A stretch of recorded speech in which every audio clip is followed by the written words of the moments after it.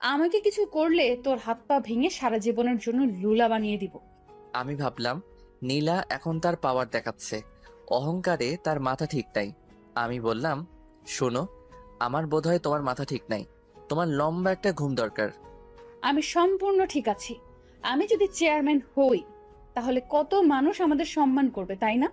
আমার এত সম্মান দরকার নাই, তোমাদের প্রকৃত সম্মান কোথায় জানো? ওকে ওকে, আমি আর শুনতে চাই না। নীলা, তোমার কি হয়েছে? কি সুন্দর কথাবার্তা ছিল তোমার, কথার মধ্যে আলাদা একটা জাদু ছিল, হঠাৎ করে সব পাল্টে গেল। আমার বোধহয় তোমার মাথা ঠিক নাই, এখন তোমার ঘুম দরকার। কি? আমার মাথা ঠিক নাই? এই বলে ঠাস করে আমাকে চড় মেরে দিল। ব্যথার কারণে কাঁদি নাই, কষ্টের কারণে চোখ দিয়ে পানি চলে আসলো। আমি নীলার পায়ে ধরে বললাম, নীলাপু, তুমি আমাকে মেরে ফেলো, কিন্তু আমার মা বাবার সাথে কটু কথা আর খারাপ ব্যবহার করো না। ওকে, পা ছাড়। না, তুমি ওয়াদা করো আমার কথার বিরুদ্ধে গেলে। তাদের সাথে নরম ভাষায় কথা বলবা। ওকে, বলবো। আমি খেয়াল করলাম নীলার পায়ে ধরাতে নীলা কেমন যেন মোচড় দিয়ে উঠল। যতক্ষণ পায়ে ধরে রাখছিলাম ততক্ষণ বড় বড় শ্বাস নেয়। আমি পা ছেড়ে এক কোণায় গিয়ে বসলাম। কিছুক্ষণ কোনো কথা বললাম না। আমি বললাম, আমার ঘুমে ধরেছে, আমি ঘুমিয়ে চাই। এই সময় গয়না কে খুলবে? কেন, তোমার হাত আছে না? আমি একটা বালিশ আর খেতা নিয়ে নিচে শুয়ে পড়লাম। নীলা বলল, ওপরে শো। না, তোমার সাথে শুবো না। কেন? চিন্তা ভাবনা করে দেখো। আমি এই বলে নিচে বিছানা করে শুয়ে পড়লাম। নিচে কার্পেট আছে, বালিশ আর খেতা দিয়ে শুয়ে পড়লাম। আপু দুলাভাই কম্বল দেয় নাই, ভাবছে আজ রাতে এমনিতেই গরম থাকবো, কম্বল লাগবে না।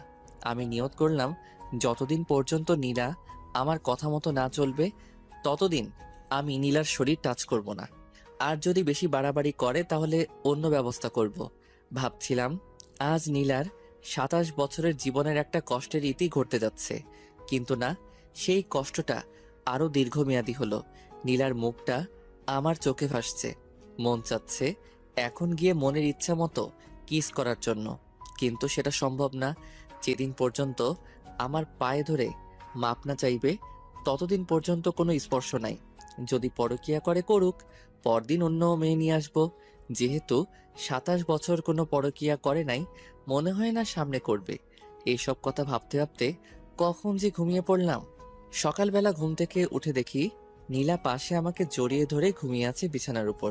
আমি সাথে সাথে উঠে পড়লাম। নীলাও উঠে পড়ল আর বলল, কি হলো? উঠে পড়লি কেন? তোমাকে কে বলেছে আমার সাথে শুতে?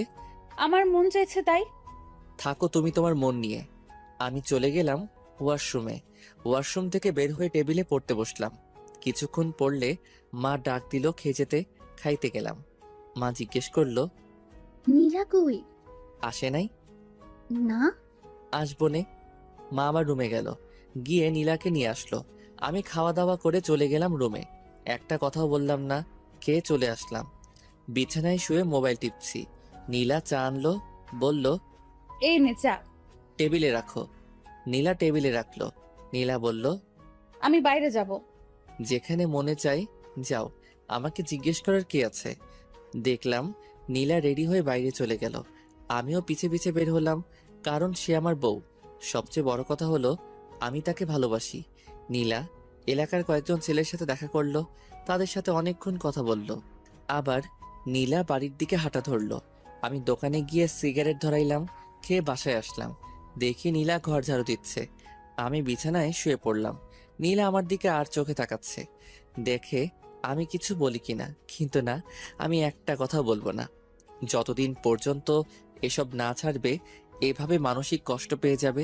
ঝাড়ু দিয়ে আমার পাশে শুইল। আস্তে আস্তে নীলা একটা হাত আমার শরীরে রাখলো। আমি যত বিরক্ত আছে সব বিরক্ত নিয়ে নীলার দিকে তাকালাম। নীলা হাত সরিয়ে নিল। আমি উঠে কাপড় নিয়ে ওয়াশরুমে চলে আসলাম। ভাবলাম আমার কথা মানবে না, আবার আমার কাছ থেকে সুখের আশা করে। এত সোজা না দুনিয়াটা। আমি দেখলাম নীলার কয়েকটি কাপড় ভিজানো আছে, সেগুলো ধুয়ে দিলাম। আমি গোসল করে কাপড়গুলো নিয়ে ছাদে চলে গেলাম। ছাদে গিয়ে কাপড় নেড়ে আসলাম। এসে দেখি নীলা ওয়াশরুমে মনে হয় গোসল করছে। আমি টেবিলে বসে বই ঘাঁটছি। ভাবছি এক রুমে দুই মানুষ, একজনের সাথে আরেকজন কথা বলে না। নীলা ওয়াশরুম থেকে গোসল করে বের হলো। নতুন এক শাড়ি পরে, যেটা দেখে আমার মাথা পুরো গরম হয়ে গেল। নীলা কাপড় নেড়ে বিছানায় বসে চুল আঁচড়াইতেছে, আর আমি লোভাতুর দৃষ্টিতে নীলার দিকে তাকিয়ে রইলাম। তার কোমরের একাংশ দেখা যাচ্ছে। আমি কাশতে কাশতে বাথরুমে চলে গেলাম। আধা ঘন্টা পর বের হলাম। বের হয়ে দেখি জমিয়ে মার সাথে আড্ডা দিচ্ছে। দিনটা কেটে গেল। সারাদিন কেউ কারোর সাথে কথা বলি নাই। রাতের বেলা আমি পড়তেছি, নীলা শুয়ে শুয়ে মোবাইল টিপছে। কতক্ষণ পড়লাম জানি না। নীলা বলল, হইছে, আর পড়তে হবে না, এবার ঘুমা। তোমার বলা লাগবে না। আমি আস্তে আস্তে বিছানায় শুয়ে পড়লাম। নীলা আমার পাশে শুইল। আমি বললাম, নীলা, এসব নির্বাচন কি দরকার আছে? চলো আমরা নিজেরা সুন্দর একটা সংসার করি। দেখ, নির্বাচন সম্পর্কে আমাকে কিছু জিজ্ঞেস করবি না, ওইটা তো বাইরে। এখন তো আমরা দুজন একসাথে। এখনো তুমি আমার থেকে অনেক দূরে। এই বলে আমি বালিশ নিয়ে নিচে চলে আসলাম। আমি কি করব বুঝতে পারছি না। আজকে নীলাকে অনেক সুন্দরী দেখাচ্ছে। আমার মন বলছে এমন একটা মেয়েকে আমার মন চাচ্ছিল। কেন জানি মনে হচ্ছে সে কাছে থেকেও অনেক দূরে। মা বাবা যদি জানতে পারে নীলা নির্বাচন করবে, তাহলে কি যে হবে আল্লাহ জানে। সবচেয়ে বেশি কষ্ট পাবে মা। এর আগে নীলাকে আটকাতে হবে। কেমন জানি একটা আওয়াজ আসছে, মনে হচ্ছে কেউ কাঁদছে। নীলা কাঁদছে। বুঝছি নীলা কষ্টে কাঁদছে। আমি বুঝতে পারছি না কি করব। নীলার কাছে গিয়ে নীলাকে সান্ত্বনা দিব, চাইলেই সম্ভব। কিন্তু না, আমি তা করছি না। কাঁদুক, ইচ্ছে মতো কাঁদুক, বুঝুক তার জীবন আমি কতটা গুরুত্বপূর্ণ। অনেকক্ষণ হয়ে গেল, এখনো কাঁদছে। এখন আমার নিজেরও খারাপ লাগছে। আমি উঠে নীলার শরীরে হাত রেখে বললাম, নীলা। নীলার সাথে সাথে আমাকে জড়িয়ে ধরলো। আমিও জড়িয়ে ধরলাম নীলাকে। দেখি নীলার চোখে পানি আমি মুছে দিলাম। নীলার শ্বাস আমার মুখে আসছে। তার শরীর থেকে মিষ্টি একটা গন্ধ আসছে। আমি ভাবলাম আর আগানো যাবে না। আমি ঘুমের ভান করে সারা শরীর ভার ছেড়ে দিলাম বিছানায়। নীলা আমাকে জড়িয়ে ধরে ঘুমিয়ে পড়ল। তারপর আমিও ঘুমিয়ে পড়লাম। সকালবেলা উঠে দেখি নীলা আমাকে জড়িয়ে ধরে শুয়ে আছে। আমি উঠে আস্তে আস্তে ওয়াশরুমে চলে গেলাম। বের হয়ে দেখি নীলা উঠে গেছে। আমি পড়তে বসলাম। পড়ে খাওয়া দাওয়া করে ভার্সিটি চলে আসলাম। ভার্সিটি অনেকেই জানে না আমি যে বিয়ে করেছি। আর আমি কারোর সাথে এতটা ক্লোজ না। আমার ফ্রেন্ড বলতে সবাই, আবার কেউ না। যে সময় যার কাজ লাগে। ভার্সিটি শেষ করে বাসায় আসলাম। এসে দেখি বাবা চলে এসেছে। আমি আমার রুমে গেলাম। দেখি নীলা বাসায় নেই। আমি মাকে জিজ্ঞেস করলাম, নীলা কোথায়? মা বলল, আমি যাওয়ার সাথে সাথে বের হয়েছে, যে আর আসে নাই। বাবা আমাকে ডাকছে। আমি বাবার কাছে গেলাম। আব্বা বলল, মুরাদ, আমার চাকরির মেয়াদ শেষ হয়ে যাবে আগামী মাসে। ভালো হয়েছে। এখন কতদিন বিশ্রাম নেন? বিশ্রাম নিলে তোরা খাবি কি? তোরও তো কোনো চাকরির ব্যবস্থা নাই। হুম। শুন, আমার মাথায় একটা বুদ্ধি এসেছে। তোর মার সাথে এ বিষয়ে কথা বলেছি। তোর মা হ্যাঁ বলেছে। কি? আমার চাকরির মেয়াদ শেষ হলে পেনশনের যে টাকা পাবো, সেটা দিয়ে আমি দেশের বাড়িতে একটা বাড়ি করি আর বাজারে একটা দোকান নিয়ে বসি। আমরা তো সারা জীবন ভাড়াটিয়ায় থেকে গেছি। আমি ভাবলাম কতটা খারাপ না। এদিকে আগামী মাস আসতে আর 6 দিন বাকি, আর নির্বাচন আসতে আরো 2 মাস বাকি। নীলার বাবা আমাকে অনেক টাকা ক্যাশ দিয়েছে। আমি একটা টাকাও নিতে চাই নাই। খুশিতে আমাকে দিয়েছে নীলাকে বিয়ে করার জন্য।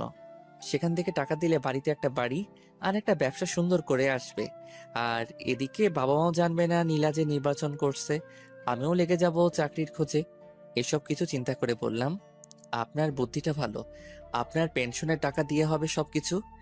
দেখি হয় কিনা, না হলে ধার করতে হবে। ধার করা লাগবে না। শ্বশুরবাড়ি থেকে যে টাকা পেয়েছি সেটা দিয়েই হবে। ওকে। তোমার অফিসে চাকরির কোনো পোস্ট খালি আছে? না।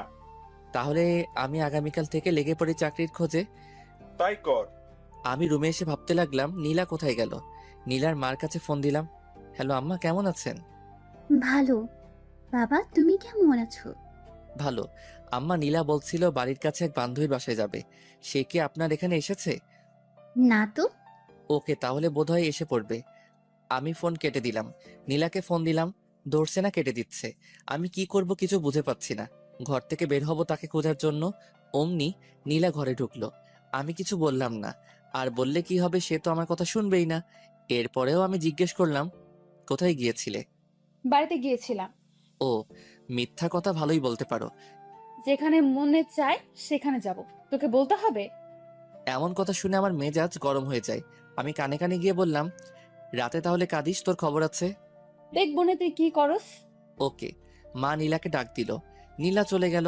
আমি একটু বাইরে বের হলাম। একটা চায়ের দোকানে গিয়ে সিগারেট নিলাম। কোথা থেকে জানি এক ছেলে এসে জিজ্ঞেস করলো। কি ভাই, কি খবর? আমি চিনতে পারলাম সাজিদ। এই তো আছি। তোমার আর বড় আপুর বলে বিয়ে হয়েছে? হুম। তুমি কি করে বড় আপুকে পটিয়ে বিয়ে করে ফেললে? আমার ভাবতে অবাক লাগছে। আরে ভাই, কপালে আছে।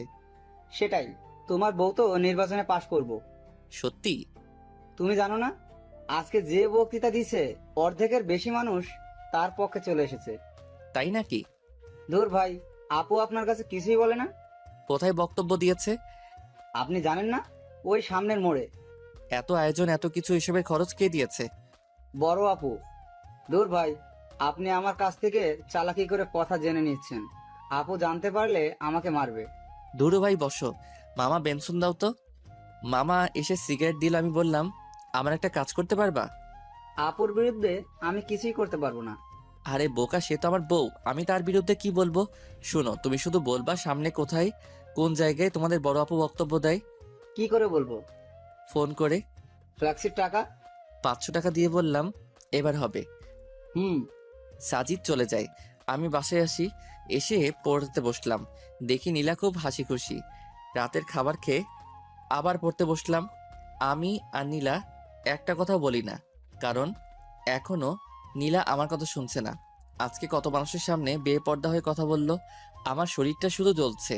সবাই তো নীলার দিকে লোভাতুর দৃষ্টিতে তাকিয়ে রয়েছে। এটা তো আমি বুঝি। ভাগ্যে নির্মম পরিহাস।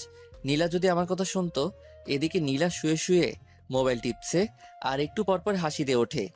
আমি নীলাকে জিজ্ঞেস করলাম, নীলা, তুমি যে নির্বাচন করছো, এত টাকা কোথা থেকে? আমার জমানো টাকা।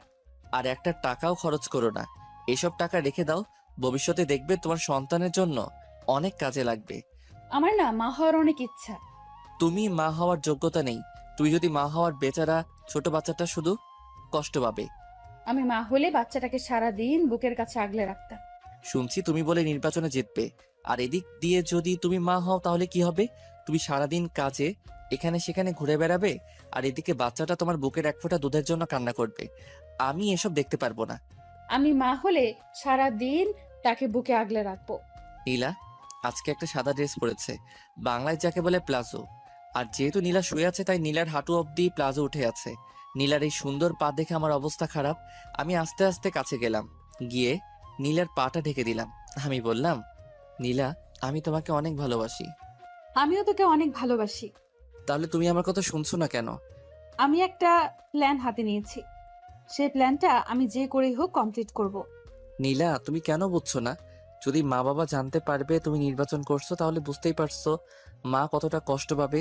যেই মাকে তুমি বিয়ার কথা বলাতে মা সাথে সাথে রাজি হয়ে যায়, তোমাকে কতটা বিশ্বাস করে। একটু ভুলের জন্য সব শেষ হয়ে যাবে। আমাকে একজন বলছে, একজনে অনেক কথা বলবে, এসব কথায় কান্না দিতে। সকল স্বামী তার স্ত্রীর ভালো চায়। আমি কখনো তোমার খারাপ চাই না। নীলা, এসব হলো ছেলে মানুষের কাজ। তোমার উচিত আমাদের সংসার কিভাবে সুন্দর করা যায় সেটা চিন্তা ভাবনা করা। যা তো এখান থেকে তুই, আমার ভালো লাগছে না। আমি জানি নীলা, আজকে তুমি কোথায় গিয়েছো। জানলে ভালো।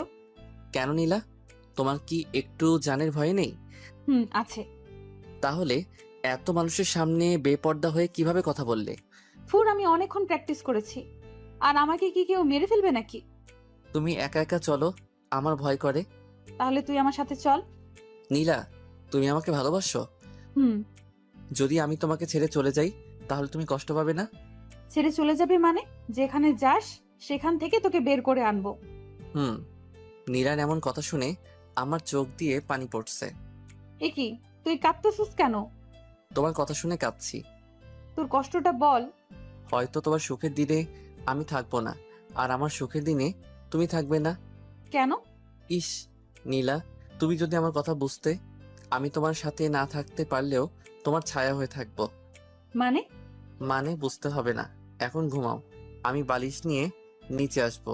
নীলা বলল, ওপরে শো, নিচে অনেক ঠান্ডা। ওকে। আমি নীলার উল্টো দিকে মুখ ফিরে শুয়ে রইলাম। ঘুম আসছে, ঘুমিয়ে পড়লাম। নীলার যে করেই হোক নির্বাচনে দাঁড়াবে, এবং পাশ করেও নিজের নাম সারা দেশে ছড়িয়ে দিবে। এখন যদি যে কোনো বাতাসে উপেক্ষা করবে, রাস্তাঘাটে হাঁটলে কত সম্মান করবে মানুষ। মুরাদের আবদার নীলা বুঝতে পারে, কিন্তু নীলাকে নির্বাচনে দাঁড়াতেই হবে। নীলা ভাবছে, নীলা নির্বাচনে পাশ করলে মুরাদ দেখবে তার কত সম্মান। তার আগে যেভাবেই হোক তাকে টিকে থাকতে হবে। নীলা আবার ভাবে সে কোনো ভুল করছে না তো, কিন্তু লোকের সমর্থনে সব ভুলে যায় নীলা।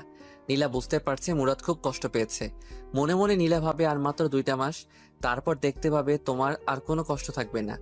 নীলারও ঘুম পাচ্ছে। নীলা জানে এখন মুরাদের শরীরে হাত দিলে মুরাদ রাগ করবে, তাই নীলা মুরাদের শরীর ঘেঁষে ঘুমানোর চেষ্টা করলো। আস্তে আস্তে নীলা মুরাদের শরীরটা জড়িয়ে ধরলো। শেষমেশ মুরাদকে জড়িয়ে ধরে ঘুমিয়ে পড়লো। সকালবেলা ঘুম থেকে উঠে দেখে মুরাদ পড়ছে। নীলা অনিচ্ছা সত্ত্বেও কেন জানি পিছন থেকে জড়িয়ে ধরলো। মুরাদও নীলার হাতটা নিয়ে নীলার হাতে চুমু খেলো। আর কিছুক্ষণ পর নীলা ওয়াশরুমে চলে আসলো। একেবারে গোসল করে বের হলো। ছাদে কাপড় নাড়তে যাবে। 3 তলা থেকে 4 তলায় উঠলো। 4 তলায় এক মহিলার কাণ্ড দেখে নীলা থমকে যায়। দেখলো একটা বাচ্চা ছেলেকে চোখে চোখে মুখে চুমু দিয়ে বলল, যাও বাবা, বাবার সাথে স্কুলে যাও। আর বাচ্চাটা বলল, বাই মা। যাওয়ার সময় বাচ্চাটা মার গালে চুমু খেলো। শেষমেশ টাটা দিতে দিতে বাচ্চাটা চলে গেল। নীলা পুরো কাজটা দেখলো। দীর্ঘ একটা শ্বাস ফেলে মনে মনে বলল, ইস, আমার যদি এরকম একটা বাচ্চা থাকতো। পেটের দিকে হাত দিয়ে পেটের মধ্যে হাত বুলিয়ে দেয় নীলা। মুরাদ, তুই কেন বুঝতে পারস না আমার মনের কথা? আমাকে একটা বাচ্চা দে, কসম করে বলছি। তার কোনো কষ্ট আমি হতে দিব না।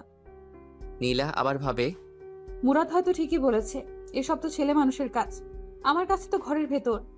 আমি 2-3টা বাচ্চা নিয়ে সুখের ঘর করব। নীলা নিচে এসে দেখলো মুরাদ কলেজে চলে গেল। নীলা নিয়ত করে ফেলেছে এসব বাদ দিয়ে মুরাদের কথা মতো চলবে। নীলা ঘর থেকে বের হলো অফিসে গিয়ে নিজের পথ বাতিল করতে। বাসা থেকে বের হয়ে হাঁটা ধরলো। কিছুক্ষণ যাওয়ার পর কোথা থেকে জানি এক মেয়ে এসে বলল, আপু আপু, আমার বাড়ির সামনে। প্লিজ আপু, আমার সাথে একটা ছবি তুলে বলতে পারবো আমি চেয়ারম্যান আপুর সাথে ছবি তুলেছি। সবাই আমাকে বস মানবে। প্লিজ আপু। ওকে ওকে, তুলো। মেয়েটা ছবি তুলে বলল, আমার আপনাকে খুব ভালো লাগে। আমার ফ্যামিলির সবাই আপনাকে ভোট দেবে। Thank you. হেঁটে কেন, রিক্সা দিয়ে যান। আসলে শরীরটা বেড়ে যাচ্ছে তো তাই। ওকে আপু, চলেন আপনাকে এগিয়ে দিই। চলো। মেয়েটা আর নীলা হাঁটছে। সামনে দিয়ে যে যায় সেই লম্বা করে একটা সালাম দেয়। নীলা হাসি মুখে তাদের বিদায় দেয়। আরো কিছুক্ষণ হাঁটার পর 6-7টা মেয়ে নীলাকে ঘিরে ধরলো। আরো 10-12 জন ছেলে এসে হাজির হলো। পুরো একটা দল হয়ে গেল। এক সময় মিছিল শুরু হয়ে গেল। মিছিলের মধ্যে আরো মানুষ যোগ দিতে থাকে। পরে মোটামুটি বড় একটা মিছিল হয়ে যায়। অনেকক্ষণ সবাই বড় আপুর পক্ষে মিছিল করে। এক জায়গায় এসে এক রেস্টুরেন্টে নিয়ে সবাইকে কিছু খাওয়াইয়া তাদের বিদায় দিল। নীলা বাড়িতে চলে আসে। এসে ফ্রেশ হয়ে শুয়ে ভাবতে লাগলো কোথা থেকে কি হয়ে গেল। যে জায়গায় গিয়ে না করে আসবে এসবের মধ্যে আমি আর নাই, সেখানে গিয়ে বড় এক মিছিল করে আসলো। এত মানুষের সারা কিভাবে নীলা ফেলে দিবে? এখন কত সম্মান, পরে না জানি কত সম্মান হবে। বের হলেই মানুষ ঘিরে ধরবে। তখন মুরাদ বুঝতে পারবে আমি কেন এত কষ্ট করেছি। তখন হয়তো মুরাদ আমাকে একটা বাচ্চা নেওয়ার সুযোগ দিবে। আমি নীলার মনের ভিতর ঢুকে যাওয়ার চিন্তা ভাবনা করছি। নীলার সব কাজে রেসপন্স করব, কিন্তু আসল কাজটা করব না। আমি বুঝতে পারছি এইভাবে নীলার সাথে আর বেশি দিন থাকা যাবে না। ভার্সিটি থেকে এসে দেখি নীলা ঘুমাচ্ছে। তার মায়াবী মুখটা কি সুন্দর করে তাকিয়ে আছে। আমি অনিচ্ছা সত্ত্বেও নীলার কপালে চুমু খেলাম। নীলা পাশ ফিরে আবার শুয়ে পড়ল। আমি ফ্রেশ হয়ে নীলাকে ডাক দিলাম, নীলা, আমার খিদা লাগছে। দাঁড়াও, আমি নিয়ে আসছি। নীলা একটু পর আমার জন্য খাবার নিয়ে আসে। আমি খেলাম। আমি বললাম, নীলা, তুমি আজকে মিছিল করেছো? হুম। কেন? যাতে নির্বাচনে পাশ করতে পারি। ওকে, তাহলে তুমি নির্বাচন নিয়েই থাকো। মুরাদ, রাগ করিস না। আমি এখান থেকে বের হতে পারবো না। ওকে, তোমার যা ইচ্ছা তাই করো। আমি বিকালের দিকে ছাদে গেলাম। গিয়ে দেখি জ্যোৎস্না। আমি বললাম, জ্যোৎস্না আপু কেমন আছেন? ভালো। তুমি? ভালো। কেমন চলছে তোমার দিনকাল? এই তো মোটামুটি। আমার সামনে বিয়ে। ভালো। আপু, আমার একটা সমস্যা, যদি একটু হেল্প করতেন। কি বলো? নীলা খালি নির্বাচন করে, এই নিয়ে তাকে আমি প্রতিদিন বোঝাই, কিন্তু সে কোনো কথা কানে নেয় না। আপনি যদি একটু হেল্প করতেন। যে তার স্বামীর কথা শুনে না, তাহলে অন্য আরেকজনের কথা কি শুনবে? তারপরেও একটু কথা বলে দেখবেন। ওকে। আমি যাই। হুম। আমি চলে আসি। কি করব কিছুই মাথায় আসছে না। এভাবে 1 সপ্তাহ চলে গেল। বাবা গ্রামে চলে যায়। গ্রামের বাড়িতে নতুন বাড়ি হলে মাও চলে যাবে। নীলা জিজ্ঞেস করলে বলি বাড়িতে বেড়াতে গেছে। আমি এই বিষয় নীলার কাছ থেকে সম্পূর্ণ গোপন রাখি। আর সে নির্বাচন নিয়ে ব্যস্ত। এদিকে টাইম দেওয়ার কোনো প্রশ্নই আসে না। নীলাকে কেমন জানি লাগে। তার সাথে কথা বলা, হাসাহাসি এখন আর ভালো লাগে না। এখন কেন জানি নীলাকে বিরক্তিকর মনে হয়। আমি আস্তে আস্তে নীলার সাথে কথা বলা কমিয়ে দিলাম। ওই তো আগামীকাল সারাদিন নীলার সাথে একটা কথা বলি নাই। বুঝতেই পারছেন এটা কতটা কষ্টকর। নীলাকে অনেক বোঝালাম, শেষমেশ যেই কদু সেই লাউ। আমি ভাবলাম নীলার মা বাবার সাথে এই বিষয়ে কথা বলতে হবে। আমি সময় করে চলে আসি নীলার বাড়িতে। দেখি তার মা বাবা দুজনেই বাড়িতে। হঠাৎ নীলাকে ছাড়া আমাকে দেখে তারা অবাক হয়ে যায়। নীলার মা বলল, বাবা, তুমি এমন সময় একা? নীলা কোথায়? নীলা বাড়িতে। আম্মা আব্বা কিছু কথা আসছিল। নীলারে নিয়ে একটা সমস্যা হচ্ছে। কি সমস্যা? আসলে নীলা খালি নির্বাচন নির্বাচন করে। এই সারাদিন নির্বাচন নিয়ে বাড়ির বাইরে ব্যস্ত থাকে। কত যে বললাম এসব ছেড়ে দিতে, আমরা সুন্দর করে সংসার সাজাই, কিন্তু কে শুনে কার কথা। আপনারা দুজন যদি একটু বলতেন এসব ছেড়ে দিতে, তাহলে খুশি হতাম।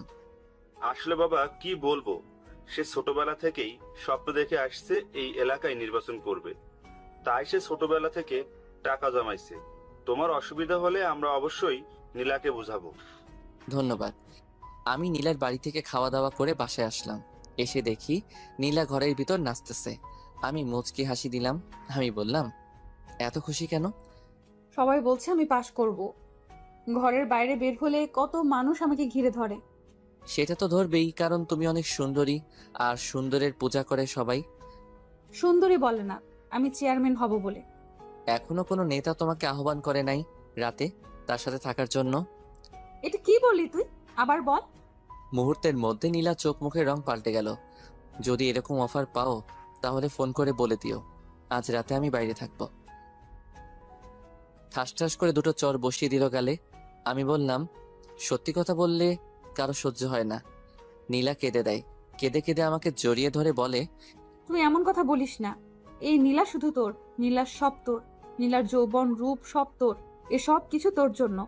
নীলা আমার একটা হাত নিয়ে তার গালে দিল। খুব কষ্ট হচ্ছে নীলা, এর একটা কিছুই আমি পাবো না। এসব কিছু কয়েকদিন পর পথের মানুষের কাছে চলে যাবে। এমন কথা মুখে আনিস না মুরাদ। আমি তোরে ভালোবাসি, তোকে ছাড়া আমি বাঁচবো না। তুই এমন কথা আর বলিস না। প্লিজ নীলা, তুমি এসব ছেড়ে চলে আসো। প্লিজ প্লিজ, তোমার আর আমার জন্য সুন্দর একটা জীবন অপেক্ষা করছে। এসব ছেড়ে দাও। নীলা কিছু বলছে না। আমি আস্তে আস্তে নীলার গালে ধরে নীলার ঠোঁটের কাছে আমার ঠোঁট নিয়ে আস্তে আস্তে লাগিয়ে দিলাম। নীলা চোখ বন্ধ করেছে। নীলা আমার মাথাটা চেপে ধরলো তার ঠোঁটে। আমি পাগলের মতো কিস করছি। নীলার শ্বাস ভারী হচ্ছে। আমি ভাবলাম এখনই বাদ দিতে হবে, না হলে নীলাকে আটকানো কঠিন হবে। আমি আস্তে আস্তে নীলাকে ছেড়ে দিলাম। নীলা বলল, কি হলো? ভালোই তো লাগছিল, আবার ধর। মনে হয় মা ডাকছে। এই বলে আমি সোজা ঘর থেকে বেরিয়ে আসলাম। নীলা বুঝতে পারছে না কি বলবে, শুধু তাকিয়ে রইল। আমি ভাবলাম লাভ নাই, যতদিন না পর্যন্ত ওইসব ছাড়বে না ততদিন পর্যন্ত আমাকে পাবে না। আমি 2-3 জায়গায় চাকরির জন্য নিবন্ধন করলাম। এসব বিষয় নীলার কাছে গোপন রাখলাম। তাকে বলে কি করব? আমি বাইরে যাওয়ার সাথে সাথে নীলা ঘর থেকে বের হয়ে পড়ে। আর কি বলবো, এসব কিছু নীলার কাছে গোপন রাখলাম। আমি সোজা বাইরে আসলাম, এসে সিগারেট খেলাম, খেয়ে রুমে ঢুকলাম। রুমে ঢুকলে নীলা বলল, তুই আমার বাবা মার কাছে বিচার দিয়েছিস কেন? মনে চেয়েছে। দেখ, আমাকে নিয়ে প্রতি দোকানে এখানে সেখানে সব জায়গায় কথা হয়। তারা বলে আমি জিতলে এলাকার উন্নতি হবে, এলাকায় শান্তি থাকবে। এসব মানুষের কথা আমি কি করে ফেলে দিতে পারি? আমি ছাড়তে পারবো না। ভালো, তোমার যদি মনে চাই করো, মনে থাকে যেন। পরে যখন কেঁদে কেঁদে আমাকে জোরে চিল্লাই চিল্লাই ডাকবে তখন আমাকে পাশে পাবে না। নীলা, তুমি এখন বাচ্চা মেয়ে না, ভালো মন্দ বিচার করার বিবেক তোমার মাথায় আছে। হায় রে কপাল আমার, আমারই দোষ কেন যে সুন্দরীর পাগল হলাম। যদি জ্যোৎস্নাকে অথবা তানহাকে বিয়ে করতাম তাহলে কতই না সুখী হতাম। এই বলে রুম থেকে বের হয়ে আসলাম। সোফায় এসে টিভি দেখতে লাগলাম। কিছুক্ষণ পর মা এসে বলল, আগামীকাল বাবা আসবে। দিনটা কেটে গেল নীলার সাথে। আর কথা বলি নাই। পরদিন বাবা এসে আমাকে ডাকা শুরু করলো। আমি গেলাম বাবার কাছে। একটা কাগজ ঢিল দিয়ে বলল, এসব কি মুরাদ? আমি কাগজ ধরে দেখি নীলার নির্বাচনের পোস্টার। তার মানে বাবা জেনে গিয়েছে নীলা নির্বাচন করছে। বাবা আবার বলল, কোথায়? তোর বউ কোথায়? আস্তে বাবা, আমার কথা শোনো। কি শুনবো?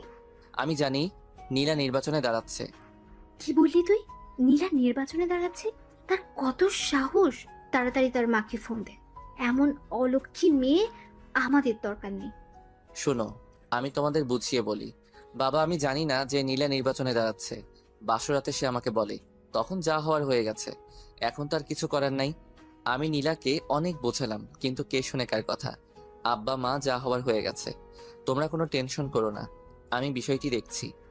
তোর বউ যেন আমার সামনে না পড়ে। ওকে, আমি দেখছি। আমি চলে আসলাম। দেখি নীলা চুপচাপ বসে আছে আর আমার দিকে আর চোখে তাকাচ্ছে। আমি হাসি মুখে বললাম, তোমাকে কিছু বলবো না, তোমার যা মনে চাই করো। নীলা কিছু বলল না। আমি চুপচাপ বেলকনিতে গিয়ে বাইরে তাকিয়ে রইলাম। নীলা আমার পাশে এসে দাঁড়ালো আর বলল, তোকে আমি কষ্ট দিতে চাইনি মুরাদ। আমার কষ্ট তো কিছুই না। মা আর বাবা অনেক দুঃখ পেয়েছে তোমার এই অপ্রত্যাশিত কাজে। সরি। সরি বলে কি লাভ? সরি বললে কি আর তুমি এসব থেকে ফিরে আসবে? তুমি তো বুঝতে পারছো না সবাই তোমাকে কি সম্মান করবে। বলবে দেখো দেখো চেয়ারম্যানের জামাই। সব ছেলেরা তোমাকে দেখে হিংসা করবে। নীলা, তুমি এখনো ছোট রয়ে গেছো। আমার জায়গায় যদি অন্য কেউ থাকতো, তাহলে এতদিনে তুমি এতদিনে কি? চেয়ারম্যান হয়ে যেতে। আমি যে ভালো সেই জন্য তোমাকে বাধা দিচ্ছি। শুনো, এখন তুমি গিয়ে আমার মায়ের কাছে আর বাবার কাছে মাপ চাইবা। বলবা আর আমি নির্বাচনে দাঁড়াচ্ছি না। বলবো না। বলবা না? না না না। আমি আমার হাত উঠাইলাম চর দিতে, কিন্তু কোনো এক টানে আর পারলাম না চর মারতে। নীলা বলল, মারলি না চা? দেখতাম তোর কত সাহস। এখন যদি আমি একটা ফোন করি তাহলে শত শত ছেলে চলে আসবে। আমি চাইলে তোকে মেরে বুড়িগঙ্গা নদীতে ফেলে দিতে পারি। আমি মোবাইল দিয়ে বললাম, এই নাও, এখন তোমার ছেলেদের ফোন দাও। তারা আসুক, এসে আমাকে মেরে বুড়িগঙ্গায় ভাসাই দিক। তুই কি ভাবছিস আমি পারবো না? তুমি আবার না পারতে পারো। আমি কানে কানে গিয়ে বললাম, পারলে করে দেখা। আমি সেখান থেকে চলে আসলাম। আমার আর ভালো লাগছে না।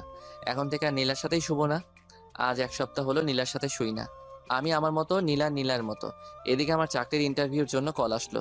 এদিকে বাবা মা চলে গেল গ্রামের বাড়িতে। যাওয়ার আগে নীলাকে কয়েকবার বললাম বাবা মার কাছে মাপ চাইতে, কিন্তু কে শুনে কার কথা। এখন আমি আর নীলা একা। আমি ইন্টারভিউ দিলাম। আমার আগের রেজাল্ট ভালো ছিল বলে চাকরিটা হয়ে গেল। কিন্তু সমস্যা একটাই, বাসা থেকে অনেক দূরে। আমি সকালে যাই, বিকালে আসি। নীলা ভাবে আমি ভার্সিটিতে যাই। কিছুদিন পর সন্ধ্যার সময় বাসায় ঢুকলাম। দেখি নীলা আর 5জন ছেলে, 1জন মেয়ে বসে আড্ডা দিচ্ছে। তাদের একজনের হাতে সিগারেট, নীলাও সিগারেট খাচ্ছে। আমি ঘরে ঢুকলে নীলা বলল, এ হলো আমার স্বামী মুরাদ। মাঝখান থেকে একজন ছেলে বলে উঠল, বড় আপু, আপনি বিয়ে করে ফেলেছেন? আমরা তো জানি না। আসলে সবই কপাল। আর মুরাদ কিন্তু খুব ভালো ছেলে। কেউ তার সাথে বেয়াদবি করবে না। ওকে আপু। আপু, আমাদের কাজটা বুঝিয়ে দেন। নীলা আমাকে বলল, মুরাদ, তুই একটু ঘরে যা। ওকে। আমার মাথা পুরো গরম হয়ে আছে। কিছু বলবো না তাকে। আমি ভাবলাম এভাবে আর চলতে পারে না। আরে, আমার তো একটা সম্মান আছে। চেয়ারম্যান হওয়ার পর সবাই বলবে, দেখো দেখো চেয়ারম্যানের জামাই, কিন্তু সেটা বলবে টিটকারি করে। ভাবলাম আজ নীলাকে শেষবারের মতো বলবো, তারপর অন্য কোনো রাস্তা দেখতে হবে। নীলা তাদের সাথে কথা বলে অনেকক্ষণ। এই ফাঁকে আমি তাদের জন্য হালকা নাস্তা নিয়ে যাই। নীলার অহংকারে শেষ নাই। নীলা তাদের ছোটখাটো মিটিং শেষ করলো। আমি পড়তে বসলাম। রাতে খাওয়ার জন্য নীলা আমার জন্য বাইরে খাবার আনে। আমি খেলাম। ভাবলাম আজ একসাথে শুই। আমি শুলাম তাড়াতাড়ি, কারণ সকালে অফিসে যেতে হবে। দেখি নীলা মোবাইল টিপছে। আমি বললাম, নীলা, বলো। মোবাইল রাখো। ওকে বলো। নীলা, তোমার নির্বাচন আর কতদিন আছে? আর মাত্র 15 দিন। ভালো, তোমাকে শেষবার ওয়ার্নিং দিচ্ছি। তুমি কি এখান থেকে বের হতে পারবে? আর কতবার বলবো? তাহলে শোনো, এসব ছেলে পেলে নিয়ে ফ্ল্যাটে আসবা না। কেন? আমি না করছি তাই। ওকে, তোমার যা ইচ্ছা। আমি বিছানায় শুয়ে ঘুমিয়ে পড়লাম। পরদিন সকালে উঠে গেলাম অফিসে। অফিস শেষ করে অফিসের আশেপাশে বাসা খুঁজতে লাগলাম। নীলার মুরাদের একই জ্ঞান জ্ঞান, আর ভালো লাগে না। প্রতিদিন একই বিষয় নিয়ে কথা বলে। ভালো হয়েছে তার বাবা মা চলে গেছে, না হলে কত বাধার সম্মুখীন হতে হতো। মুরাদকে নীলা অনেক ভালোবাসে, সেজন্য নীলা এত অসম্মানের পরেও মুরাদের কাছে পড়ে রয়েছে। কিন্তু নীলা বুঝতে পারছে না মুরাদের কি হয়েছে। কিছুদিন ধরে মুরাদ নীলার সাথে খুব ভালো ব্যবহার করছে, খুব হাসি খুশি, সব কাজে রেসপন্স। নীলা বুঝতে পারলো মুরাদ তাহলে এতদিনে সবকিছু বুঝতে পারছে। ওই তো সেদিন নীলার মিটিং করে আসতে দেরি হয়েছিল। মুরাদ এগিয়ে গিয়ে নীলাকে নিয়ে আসে। শীত বলে দুজন এক চাদরের ভিতর একজন আরেকজনকে জড়িয়ে ধরে বাসায় আসে, যা দেখে নীলার খুব ভালো লাগে। এই মাসের শেষ কয়েকদিন নীলা মুরাদকে জড়িয়ে ধরে ঘুমায়। মুরাদের প্রতি নীলার ভালোবাসা অনেক বেড়ে যায়। কিন্তু এসব কিছু রীতি ঘটলো ওই দিন দুপুরে। ঘুম থেকে উঠে দেখলো মুরাদের বই কাপড় চোপড় কিছুই নেই, আর টেবিলের উপর একটা চিঠি পেল। নীলা উঠে পুরো রুম দেখলো, তেমন কিছুই নেই, কয়েকটা বই আর কিছু কাপড় চোপড় পড়ে আছে, সেগুলো পুরাতন। আলমারি খুলে দেখলো মুরাদের কিছুই নেই। তাহলে কি মুরাদ চলে গেল কোথায়? নীলা জোরে জোরে মুরাদ বলে ডাক দিল, তার শব্দই আবার ফিরে আসলো। পুরো ফ্ল্যাট চেক করলো, প্রয়োজনীয় সবকিছু আছে। নীলা নীলা আস্তে আস্তে চিঠির কাছে আসলো। নীলার বুকটা কাঁপছে। মুরাদ কি চলে গেছে? আগে মোবাইল নিয়ে কল করলো মুরাদের নাম্বারে, ফোন বন্ধ। এবার চিঠির কাছে এসে চিঠি হাতে নিল, কাপা কাপা হাতে। চিঠি খুলে পড়তে লাগলো। চিঠিতে লেখা আছে, নীলা, আমি কোনো চিঠি লিখছি না যাতে পরে উত্তর দিতে না পারো। নীলা, একটা কথা তো জানো, স্বাধীনতা অর্জন করার চেয়ে রক্ষা করা কঠিন। আমার ক্ষেত্রে সেটাই হয়েছে। আমি তোমাকে খুব ভালোবেসে ফেলেছিলাম, কিন্তু সেটা ধরে রাখতে পারিনি। নীলা, আমি তোমার সাথে মোটামুটি অনেক সময় কাটিয়েছি। নীলা, তুমি যখন বলতে আমি কোথাও চলে গেলে আমাকে যেখান থেকে পারো ধরে নিয়ে আনবে, তখন আমার খুব অহংকার হতো। আনলে আবার কি হবে? আমার একই কথা, নির্বাচন করো না। সেরকম কথা তোমাকে শুনতে আর হবে না। আমি চলে গেলাম, এখন তুমি নির্বাচনে বেশি ফোকাস করতে পারবে।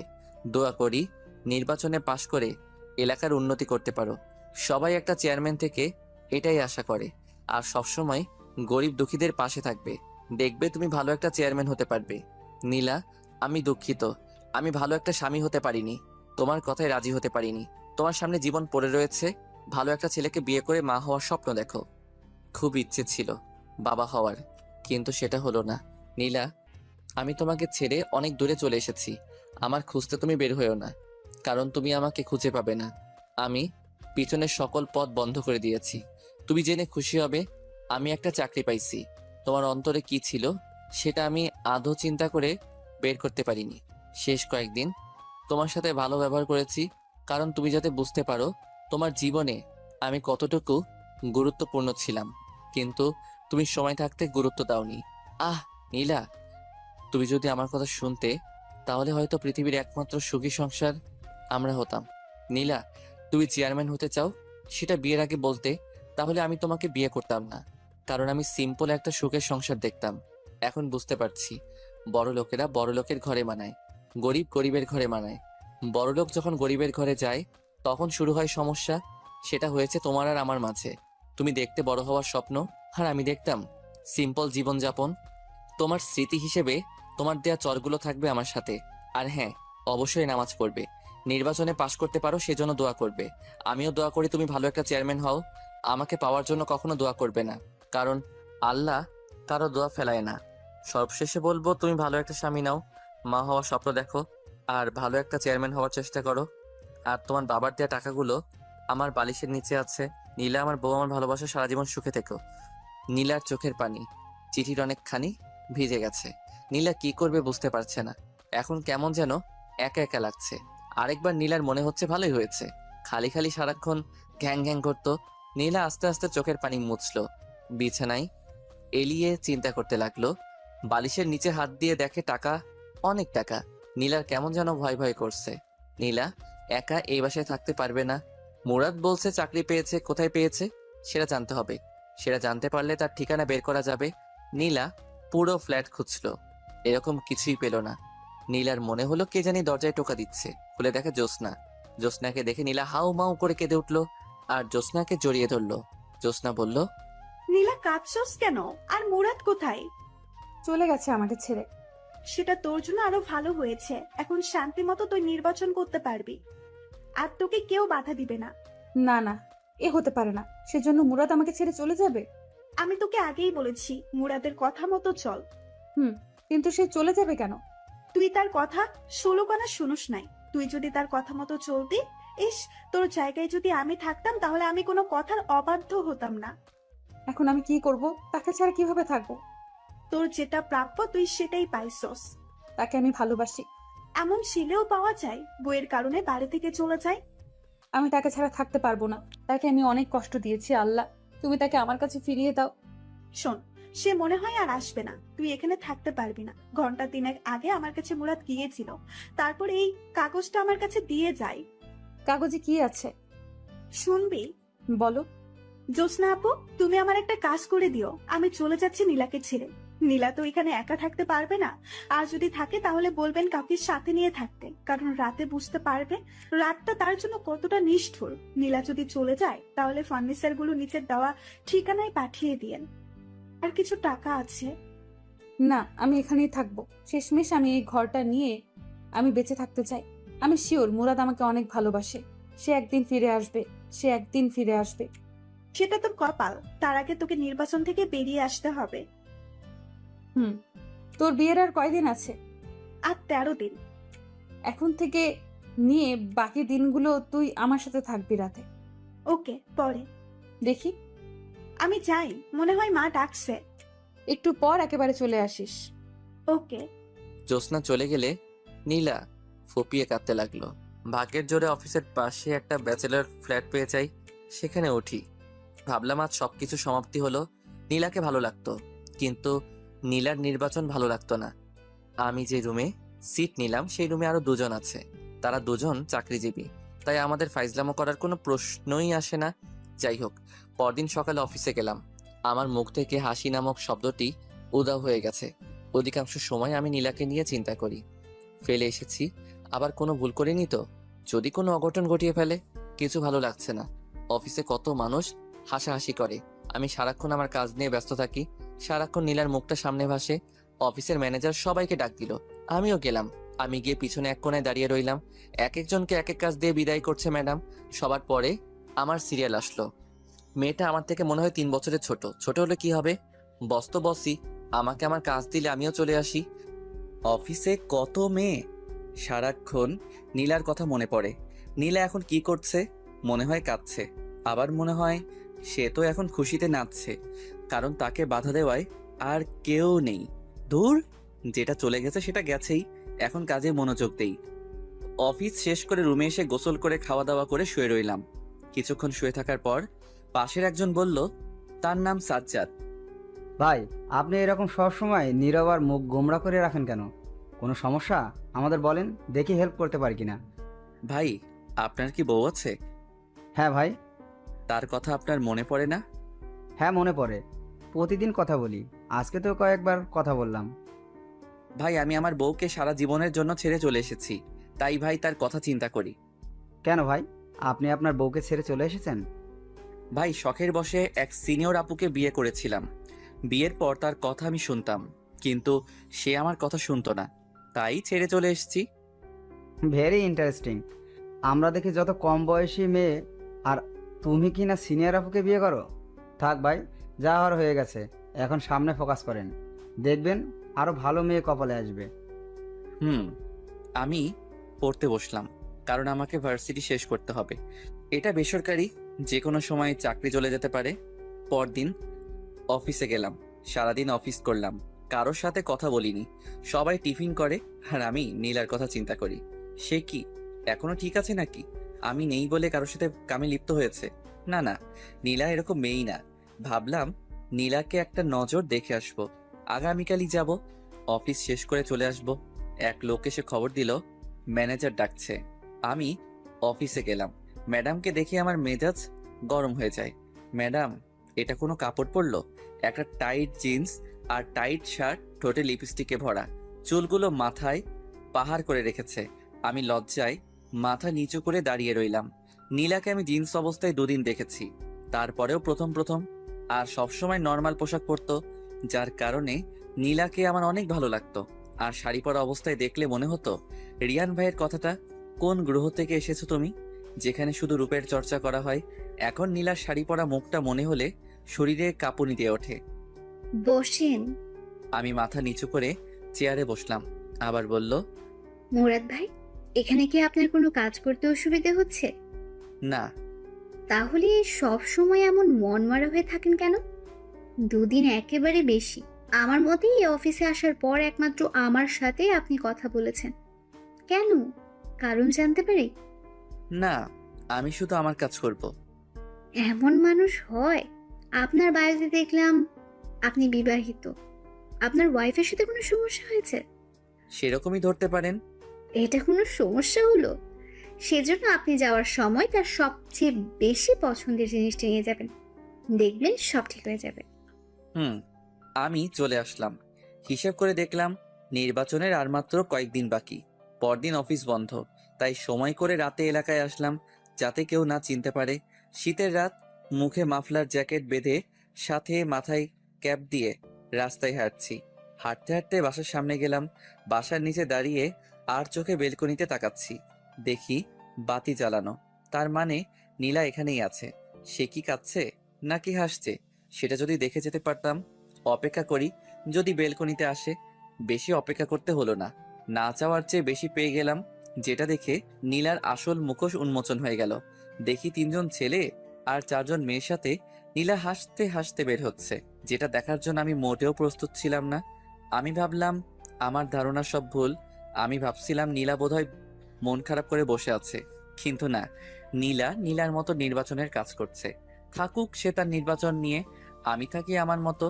আর নীলার চিন্তা মাথায় আনবো না, এলাকার নাম মুখে নিব না। আমি মন খারাপ করে বাসায় চলে আসলাম। সারা রাত ঘুম নাই। কি করব? আমি নীলাকে ছেড়ে চলে আসলাম, অথচ আমি বেশি কষ্ট পাচ্ছি। আর এদিকে নীলা খুশিতে শেষ। শখের বসে গিয়েছিলাম সিনিয়র মেয়েকে বিয়ে করতে, আবার সে বলে এলাকার ডন। এমন ফালতুমি আমার কপালে জুটলো। সে বলে আমার বউ। দূর ঘুমাই। এসব চিন্তা করতে করতে কখন যে ঘুমিয়ে যাই। এদিকে নীলা কাঁদতে কাঁদতে চোখ ফুলিয়ে ফেলেছে, কারণ মুরাদকে ছাড়া নীলার এক মুহূর্ত ভালো লাগে না। সারাদিন ঘরে নীলা একা, কিছু ভালো লাগে না, খাওয়া দাওয়া ঠিক মতো করে না। এখন নীলা মুরাদের অভাব হাড়ে হাড়ে টের পাচ্ছে। দুদিন ধরে নীলা নির্বাচনের কোনো কাজে যাচ্ছে না, কারণ তার মন ভালো না। কি বলবে গিয়ে নীলা? ওই দিন রাতে নীলাকে তার সাথের লোকেরা দাওয়াত দিল। নীলা বলে দিয়েছে আসতে পারবে না, কিন্তু হলো কি, রাতে কয়েকজন বাসায় এসে হাজির। তাদের জোড়াজড়িতে নীলা তাদের সাথে গেল। সেখান থেকে এসে জ্যোৎস্নাকে কল দিল। জ্যোৎস্না আসলো। রাতে জ্যোৎস্নার সাথে ঘুমাই। দুজন শোয়ার পর জ্যোৎস্না বলল, এইসব তুই ছাড়বি? এসব ছাড়লে দেখ মুরাদ তোর কাছে ফিরেও আসতে পারে। সত্যিই মুরাদ আবার আমার কাছে ফিরে আসবে? যখন শুনবে তুই আর নির্বাচনে দাঁড়াচ্ছিস না, তখন বুঝতে পারবে তুই মুরাদের কথা শুনছস। কি করে বুঝবো? সে কি এই দেশে আছে নাকি নাকি নতুন বিয়া করে ফেলছে? এই বলে নীলা কেঁদে দিল। লীলা কাঁদিস না, তার জন্য দোয়া করবেন। সে যেন ভালো থাকে, দেখবে একদিন ঠিকই আল্লাহ তোদের দুজনকে মিলিয়ে দেবে। নীলা ফুপিয়ে ফুপিয়ে কাঁদছে আর মোবাইল থেকে ছবি বের করে মুরাদকে দেখছে। এসব দেখতে দেখতে কখন যে ঘুমিয়ে যায়। সকালে উঠে নীলা নামাজ পড়ে আল্লাহর কাছে অনেক কান্নাকাটি করে মুরাদকে ফিরিয়ে দেওয়ার জন্য। আমি পরদিন অফিসে যাই। গতকাল থেকে আজকে আমার মনটা বেশি খারাপ। অফিস শেষ করে চলে আসব, একজন এসে বলে গেল ম্যাডাম ডাকছে। আমি ম্যাডামের অফিসে গিয়ে মাথা নিচু করে দাঁড়িয়ে রইলাম। বললাম, বসেন। আমি আস্তে আস্তে বসলাম। এখন আপনি আমার সামনে হাসি দেবেন। পারবো না। দেন বলছি, দেন, না হলে আপনার চাকরি নট। আমি হাসি দেওয়ার চেষ্টা করলাম, কিন্তু হাসির বদলে ফুপিয়ে ফুপিয়ে কান্না শুরু করলাম। এটা কি হলো? আমি বললাম হাসতে আর আপনি কিনা কাঁদছেন। প্লিজ কাঁদবেন না। এই নিন টিস্যু। টিস্যু নিয়ে আমি চোখ মুছলাম। ম্যাডাম বলল, এক্স্যাক্টলি আপনার সমস্যা কি আপনি আমাকে খুলে বলবেন? হুম। আপনার ওয়াইফ কি মারা গেছেন? না, তবে বেঁচে থেকেও আমার সাথে নেই। আমি বুঝেছি। যান, আপনাকে কিছুদিন ছুটি দিলাম, বউকে নিয়ে কোথা থেকে ঘুরে আসেন। হুম। আমি চলে আসলাম, কিন্তু পরের দিন আমি অফিসে যাই। ম্যাডাম অবাক হয়ে যায়, কিন্তু কিছু বলল না। আমি হিসেব করলাম নীলার নির্বাচন হতে আর সপ্তাহ 7 দিন আছে। কিছু ভালো লাগছে না, কেন জানি মন চাচ্ছে নীলাকে আরেকটা নজর দেখতে। দূর আমার বেহায়া মনে, আমি আর নীলার কথা মনে আনবো না। ভাবলাম আরেকটা বার দেখেই আসি, এটাই শেষ। পরদিন রেডি হয়ে রাতে বের হলাম। কিছুক্ষণ জার্নি করার পর এলাকায় পা রাখলাম। আমার উদ্দেশ্য বাসায় নিচে দাঁড়িয়ে তার হাসি মুখটা দেখে চলে আসবো। বাসার কাছে চলে আসলাম, এমন সময় একটা নারী চিৎকার আসছে। আমি আস্তে আস্তে হেঁটে আরো কাছে গেলাম। চিৎকার চেনা চেনা লাগছে। কাছে গিয়ে দেখি নীলা। আমার সারা শরীরে একটা হিমশীতল স্রোত বয়ে গেল। দেখি 4জন ছেলে নীলাকে ঘিরে ধরেছে। একজন বলছে, তুই নির্বাচন করবি? শালিকে ধর, তার নির্বাচনের স্বাদ মিটিয়ে দেই। ভাবলাম তারা বিপক্ষ দলের কেউ, একজন ছেলে নীলার দিকে আগাচ্ছে। আমি বুঝতে পারছি না নীলাকে তারা কি করবে। দেখি ওনা টান দিয়ে সরিয়ে দিতে চাইলো। আমার মাথায় রক্ত উঠে গেল। ভাগ্যবশত আমার পাশে একটা বেলচা ছিল। আমি মুখটা ভালো করে ঢেকে নিলাম যাতে নীল না বুঝতে পারে। বেলচা নিয়ে আগালাম। যেহেতু চারদিকে অন্ধকার, তাই একদিক থেকে উদয় হয়ে যে নীলার ওড়না দিয়ে টান দিল, তার পিঠে গিয়ে আঘাত করলাম। শালা! জোরে এক চিৎকার দিয়ে নিচে শুয়ে পড়লো। আমি আবার অন্ধকারে চলে গেলাম। আমি তাদের দেখছি, কিন্তু তারা আমাকে দেখছে না। তারা সতর্ক হয়ে গেল। আমি জায়গা পরিবর্তন করে আরেকটার পিছনে গিয়ে তার পায়ে আঘাত করলাম। সেও চিৎকার করে শুয়ে পড়লো। আমি আবার অন্ধকারে চলে গেলাম। আমি আবার জায়গা পরিবর্তন করে আরেকটার পিছনে গিয়ে তার ঘাড়ে আঘাত করলাম। সেও শুয়ে চিৎকার করতে লাগলো, ও মা গো, ও মা, ও মা গো। আমার অন্ধকারে চলে গেলাম। আমি অন্ধকারে চলে গেলাম। যেহেতু শীতের রাত, কুয়াশা কিছুই দেখা যায় না। আবার রাত। আরেক হালা চিৎকার করে বলছে, শালা কে রে তুই? সাহস থাকলে সামনে আয়। আমি আস্তে আস্তে পা টিপে তার পিছনে গিয়ে দাঁড়ালাম। শেষমেশ সে বুঝতে পারে, কিন্তু ততক্ষণে আমার হাত রেডি। সে ঘুরে আর আমি তার কানে নিচে নরম জায়গায় ঘুষি চালালাম।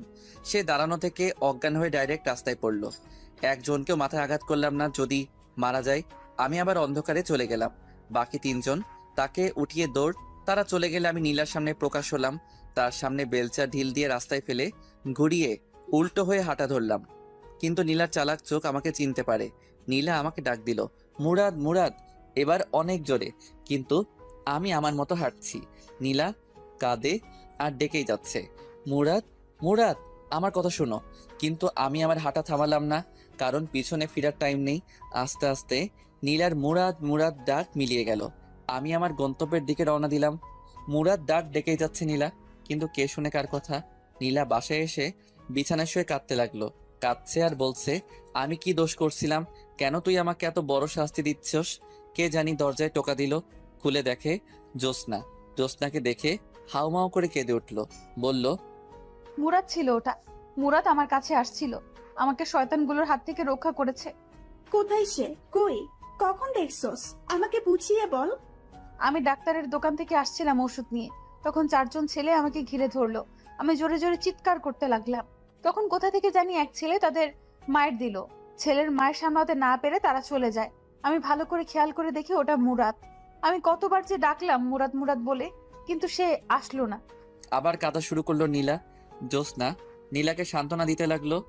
দেখছস, মুরাদ সারাক্ষণ তোর উপর চোখ রাখছে। তুই ভালো করে চল। আমি যে কাঁদছি কষ্টে, সে কি শুনতে পাচ্ছে না? হয়তো। আর কাঁদিস না, ঘুমা, দেখবি সব ঠিক হয়ে যাবে। নীলা শুয়ে পড়লো। শুয়ে ভাবতে লাগলো, নীলা, মুরাদ আমার আশেপাশেই আছে। আমি যদি মুরাদের কথা মতো চলি, হয়তো মুরাদ আবার আমার কাছে ফিরে আসবে। আমি সেটাই করব। নীলা বুঝতে পারছে ঘরের মধ্যে ছেলে মানুষের কি দরকার। এখন নীলা বুঝতে পারে এসব নির্বাচন হলো ছেলে মানুষের জন্য, মেয়েদের জন্য হলো ঘর। যখন মেয়ে ছেলের জায়গায় যায়, তখনই শুরু হয় ঝামেলা। আর আমি মুরাদকে ছাড়া কিছু কল্পনা করতে পারি না। মুরাদ আমার সব। এসব চিন্তা করতে করতে নীলা ঘুমিয়ে যায়। পরদিন ওঠে। এভাবে 5 দিন চলে যায়। নির্বাচনের আর 2 দিন আছে, কিন্তু মুরাদ আর আসে না। শেষমেশ নীলা নির্বাচন থেকে অব্যাহতি নেয়, কারণ তার দরকার মুরাদকে। আর নির্বাচন না করলে মুরাদ আসবে। মুরাদকে নিয়ে নীলা বাকিটা জীবন পার করে দিতে চায়। আজ 5 দিন হয়ে গেল, আমি ওই দিনের ঘটনা ভুলতে পারছি না। নীলার মুরাদ, মুরাদ ডাকটা কেন জানি এখনো আমার কানে বাজছে। আমার মন বলছিল, যা গিয়ে তোর ভালোবাসাকে জড়িয়ে ধর, কিন্তু আমার পা সামনে হেঁটে চলে এসেছে। নীলাকে আমার অনেক মায়া লেগেছে, কারণ নীলা আগের থেকে অনেক শুকিয়ে গেছে। কেমন যেন নীলার মুখে সেই লাবণ্যতা নেই। আমি বুঝতে পারছি নীলা অনেক কষ্টে আছে, কিন্তু এত কষ্টের পরেও কি নীলা নির্বাচন ছেড়ে আমার কাছে মাপ চাইবে? আমার মা বাবার কাছে মাপ চাইবে? কে জানি। 6 দিনের মাথায় আমি অফিস শেষ করে চলে আসছি। এক লোক এসে বলল, ম্যাডাম ডাকছে। ম্যাডামের নাম তানিয়া। আমি অফিসে গেলে ম্যাডাম বলল, আপনার নাম কি? মুরাদ। আপনার ওয়াইফের নাম কি? সেটা না বললে হয় না? বাড়ি কোথায়? নরসিংদী। ওকে যান। আমি ম্যাডামের কাজ করবার কিছুই বুঝলাম না। নির্বাচনের 2 দিন পর গেলাম এলাকায় শিওর হতে নীলা নির্বাচনে পাশ করেছে কিনা। আমি এলাকায় ঢুকে এক লোককে জিজ্ঞেস করলাম, ভাই, এই এলাকার চেয়ারম্যান কে? আগে যে ছিল সে। মানে তাহলে আপনাদের বড় আপু নির্বাচনে পাশ করে নাই? আরে ভাই, আর বললেন না। কত আশায় ছিলাম বড় আপু পাশ করলে এলাকার অনেক উন্নতি হবে, কিন্তু হলো কি, নির্বাচনের 2 দিন আগে বড় আপু নির্বাচন থেকে অব্যাহতি নেয়। পরে আর কি হবে, আগে যে আছে সেই পাশ করে। আমি লোকটাকে ধন্যবাদ বলে চলে আসলাম। ভাবলাম তাহলে নীলা এতদিনে আমার কথা শুনছে, কিন্তু সে সময় থাকতে শুনেনি।